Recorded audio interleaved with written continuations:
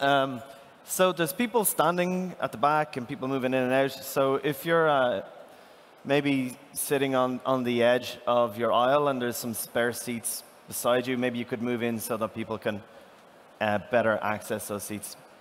So great talk by Larry. Thank you, Larry. Up next, we got a really cool talk with two of the hottest brands around, talking about how we're breaking the marketing rule book. Can you welcome to the stage, in conversation with Business Insider's Shona Ghosh, Casper co-founder Constantin and Tomorrow Melon CEO Jill Layfield.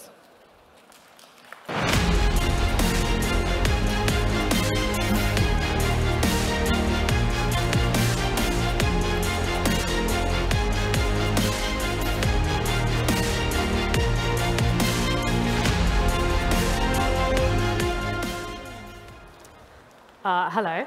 Thank you for being here. It's, God, there's a big crowd, isn't there? We're going to talk about marketing and challenger brands and breaking all the rules of marketing. But first, I want to draw your attention to Slido, which is the tool through which you can ask questions. Please do ask questions. I'll try and collect some at the end and then put them to Jill and Constantin. So please do ask some insightful stuff, because we're here for you guys. Now, anyone who has ever listened to a podcast is probably familiar with the Casper brand, which I know is how every article about you is introduced. But they're, of course, the direct-to-consumer mattress brand, a bit different from going in a shop and having to try out all the different mattresses. This just ships to you really quickly, and you guys have some great stuff going on in terms of customer service. And as for Jill, she's the CEO of Tomorrow Melon brand, which is super cool, because Tomorrow Melon is the co-founder of Jimmy Choo Shoes. She's a really well-known designer, comes with this amazing history in fashion. So you guys are both doing great stuff in very different fields. There's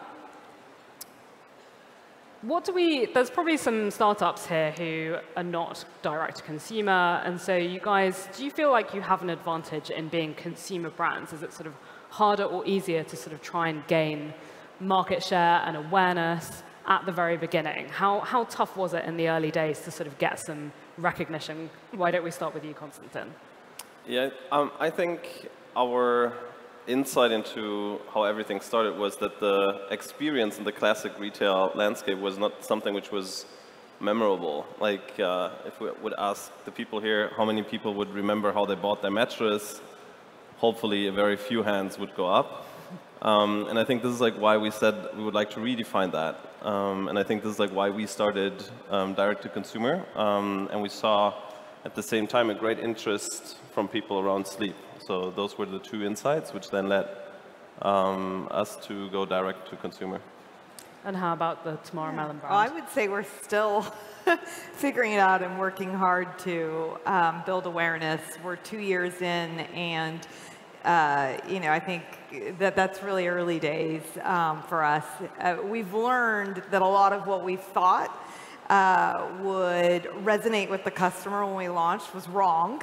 And so I think the biggest lesson for us is, it's good to have a vision. It's good to have a thesis on what you want to do, either in how you talk about your brand or your channel strategy.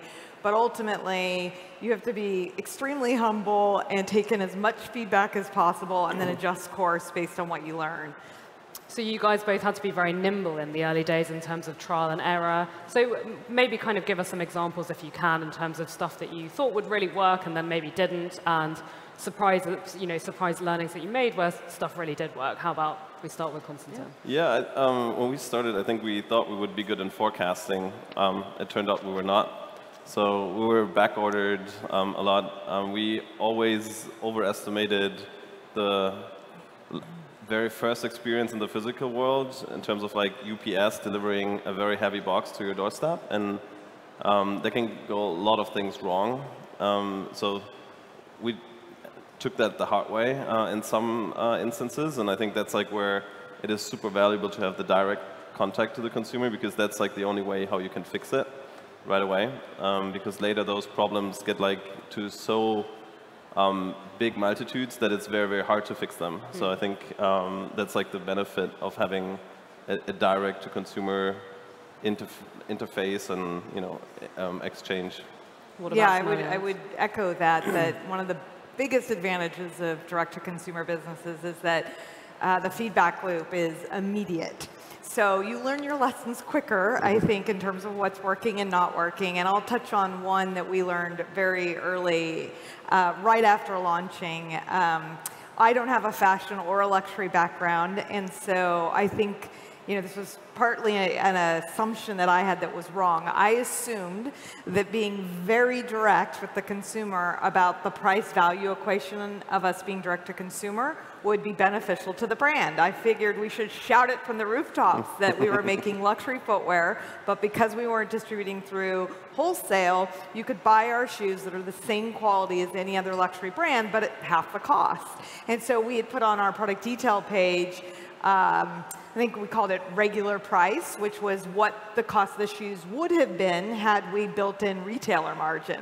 Because I thought that was an obvious benefit to the customer. What we learned, first through just qualitative feedback, so first from just customers writing in or us talking to customers on the phone, was that they didn't want to sort of have that pricing message sort of put right in front of them, and it sort of made them question the quality of the shoes. It made it feel like they were on discount, and it just wasn't resonating with the luxury customer. So then we moved to A/B testing the language just to be sure, and sure enough, we saw add to cart and ultimately conversion rate go down when we were promoting the regular price. So that was a humbling moment for someone who hadn't worked in a luxury business before. And how did you both think about the end point is to get someone to order a Casper mattress. The end point is to get someone to pay, perhaps a sort of less, cheaper amount of money in terms of, but still quite a lot of money to pay for a luxury pair of shoes. That's the end point. What's the kind of funnel kind of process, I guess? How do you get consumers to that point? Where do you start? Are you thinking sort of mostly digital advertising? Are you thinking we need to get people to our website? What's the kind of journey, the customer journey for you guys? Where does it start? So, the foundation of all of that is an amazing product in our point of view, because if you have an amazing product, that's when people start talking about it. That's like when they refer your product to other people.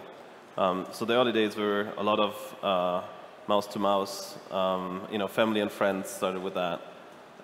Then clearly, digital marketing allows you to see your results very promptly, and you can adjust and learn and pivot left and right. But we also learned that it is the right mix of things, because a lot of people are not online in terms of how they perceive advertisement. So very successful for us was a tube campaign in New York, where a lot of people seem to be sleepy in the morning or in the evening, and then that resonated very well with our demographic back then. So I think it's stage-based, and then the foundation is an amazing product. So I think we have a healthy balance of paid and what we would consider to be unpaid traffic. On the paid side, I think you have to, if you're a direct-to-consumer business, get the fundamentals right, and one of those fundamentals has to be digital marketing. But then I think on the other side, you don't want to be dependent on paying for traffic. So we've done a decent job, particularly in the last year, of sort of telling stories about what our brand stands for and getting sort of earned media to write about what our brand sort of DNA and values are, which has been great because we wanted to sort of supplement that with traditional sort of fashion pickups of the product that we're making. So their media is helping tell our brand story, which has been great for awareness and for traffic. We've also, I think, to highlight one other thing, we've done, I think, a good job of partnering with like-minded brands who, maybe don't have massive reach, but they have really targeted consumers that we want to get in front of, and they have sort of similar growth goals like us, and so we sort of come together and say, what can we do that's interesting as a way to introduce our respective audiences to our brands? So, it's sort of like having a best friend that helps promote what you're doing. Tying back to the pricing comment I made earlier, we've also learned that the marketing that works best for us is really about, the beauty of the shoes, what the brand stands for, sort of the DNA, and that's sort of what gets first purchased. Once the customer has the product, then they have an aha moment, and they're like, oh, this is like really great quality for that price, and that's what we know now is driving our repeat engine. But that took many years of sort of figuring that out and marrying, channel strategy with messaging strategy. Yeah. What happens after purchase is obviously a little bit different for both of your companies. So, presumably it's going to be a little while before a Casper customer is going to be coming back and buying a second or third mattress, maybe, if they've got children, et cetera, et cetera. But it's going to be a long time gap between those two events, most likely. That may not be quite so true for Tomorrow Melon. So where does sort of marketing come into loyalty and retention and bringing people back into the store for, what is definitely a luxury purchase, but perhaps more of a regular purchase? Mm-hmm. Go ahead.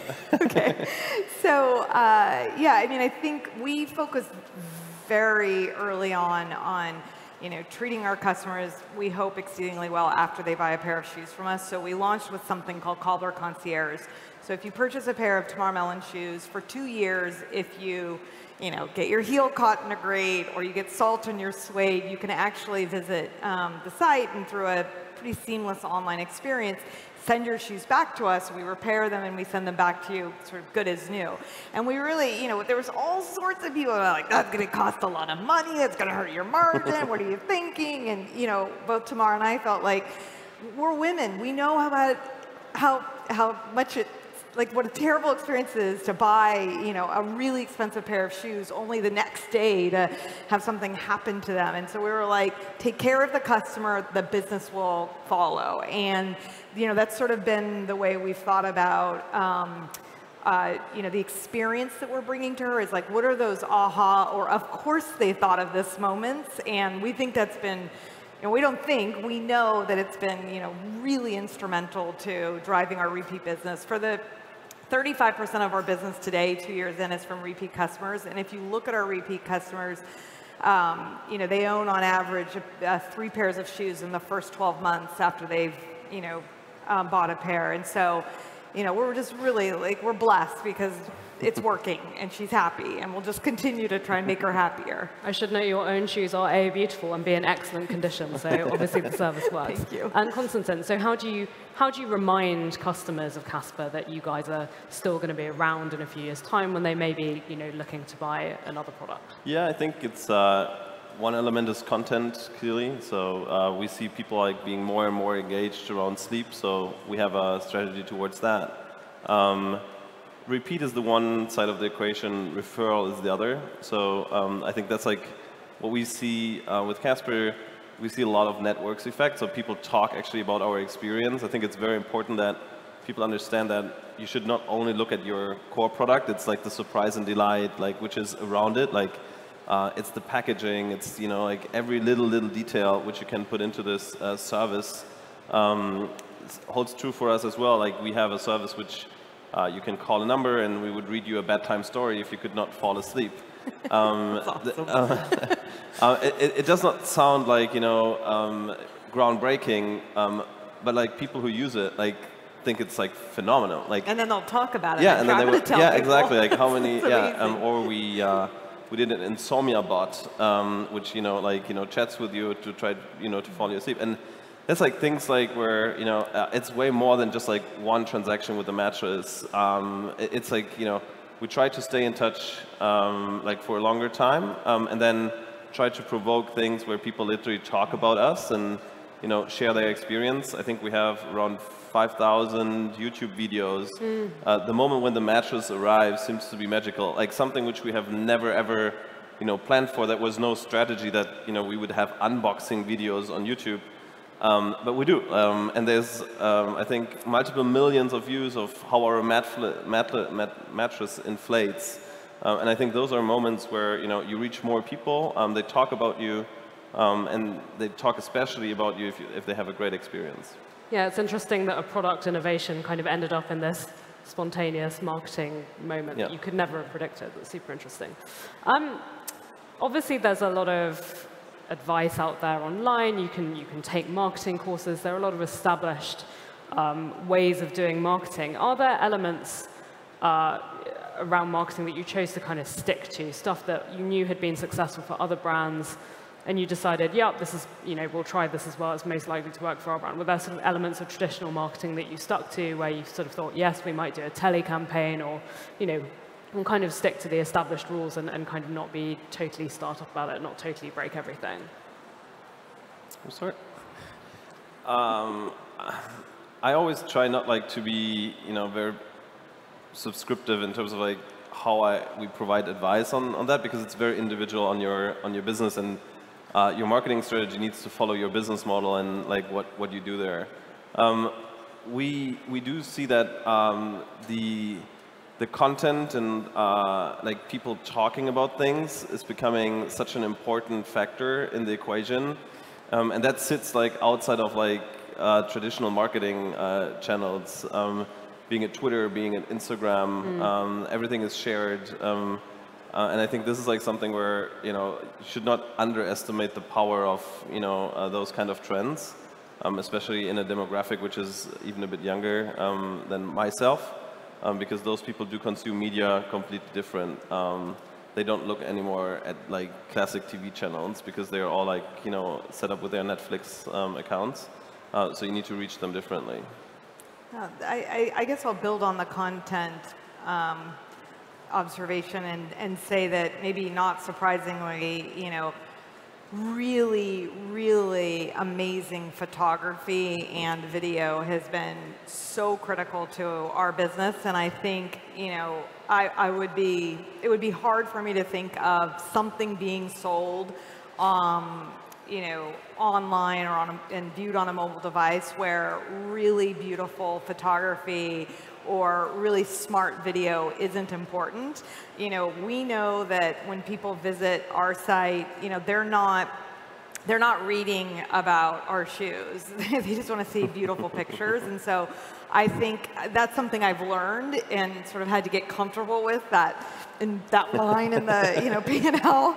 It's a big investment, but I think it's very hard given there's no way to touch the product or smell the product or feel the product, whatever it may be in a digital experience. So you've got to be prepared to put a lot of investment, both in terms of dollars and people, to creating great imagery.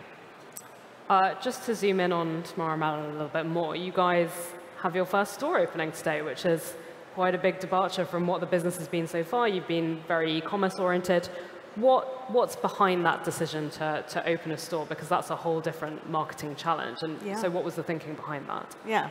So there's two things. One, I think we look to brands that are growing fast and that we respect. Casper would certainly be one of them. We're lucky enough to share an investor and are very aware of how amazing sort of this trajectory has been. And all of those brands that we admire have at some point opened, had an offline strategy and opened brick and mortar stores. And we know that the offline retail strategy for a direct-to-consumer brand is important because there's things you can't do online, and the reality is only 13% of commerce, while it's growing fast, is only 13% is online. So the consumer is offline. So, and we know it's an important part of sort of the marketing mix and the overall channel strategy. Secondly, both Tamar and I had sort of sat back and over the last year really observed some things in the offline buying experience for shoes that we felt were really broken. So similar to Casper Concierge, we thought through, what's a better way of selling shoes offline?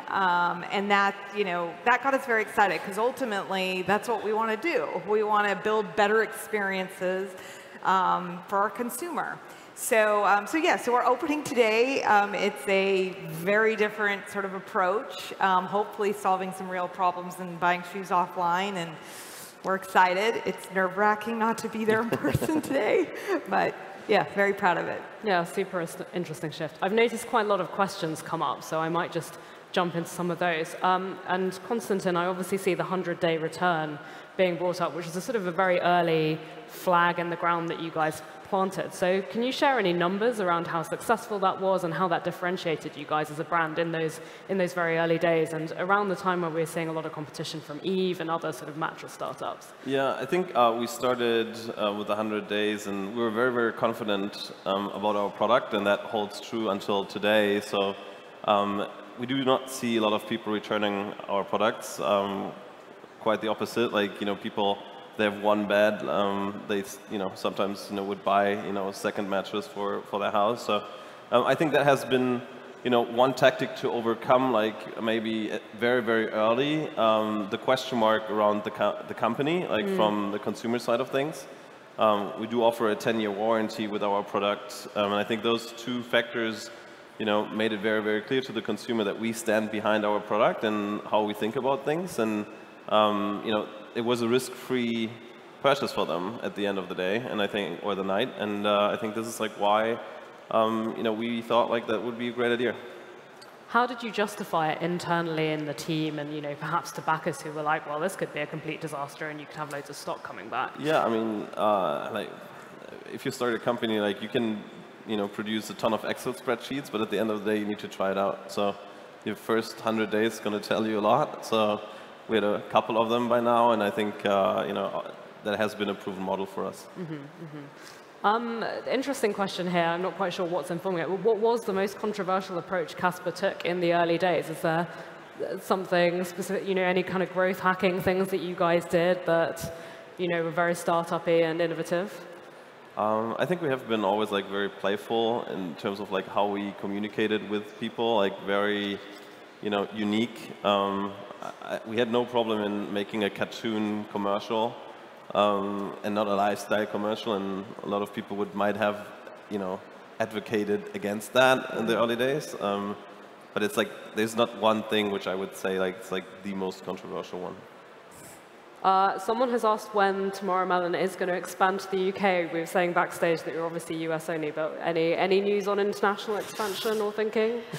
For now, we're focused on the US market. Yeah, there's just so much work for us to do still there, so I think it's probably a few years out at least. Okay, so we're going to have to wait a little bit. Do you ship to the UK or? Yeah, okay. Yeah, but you have to pay the custom fee, etc. Yes. Okay, so it's possible, but a little tricky. And then just a kind of general question there, but which I think is probably quite valuable to any startups here, which is what are the challenges and opportunities when you are building a brand that is specifically direct to consumer? Why don't we start with you, Jill? I would say one thing not to do is make a list of things that other people have done and then try to do them that have been sort of breakaway awareness building things, right? Like, well, Casper innovated with the packaging, or was it Dollar that did the funny video? I mean, there's all these things that have been sort of breakaway ideas. Yeah, or breakaway moments, rather, for direct-to-consumer brands. And I think everybody at the beginning sort of wants to chase those and find those. But what they most often, they just organically happen, and you sort of stumble upon them. So, I'd say don't fall into that trap. The challenge is awareness. And really what you have to do is just obsess over your customer and do the right thing by her or him or them, and test a lot of things. Just assume you don't know the answer and put a lot out there, and something will sort of work to really build awareness, and then you go big on that, whatever it is. Constantin? Yeah, I would agree. I think don't limit yourself in that. Like, think of what other people have not done. Challenge that status quo and why people have not done it. There might be a trillion reasons, but they don't need to be true today. And I think thinking about it as a complete experience from end to end will, give you enough touch points, to surprise people and thus create like a moment for your brand. Okay. With the last 10 seconds, what's next for both of your companies? Constantin, is there confirmed IPO in 2019? So I think we focus on growing the company. We do see a lot of potential in the online world, in the offline world, and I think more to come from us also on the product side. Okay, interesting. Selling Jill? more shoes, right? Awesome. Thank you so much for your time, guys. Thank you. Super interesting. Thanks.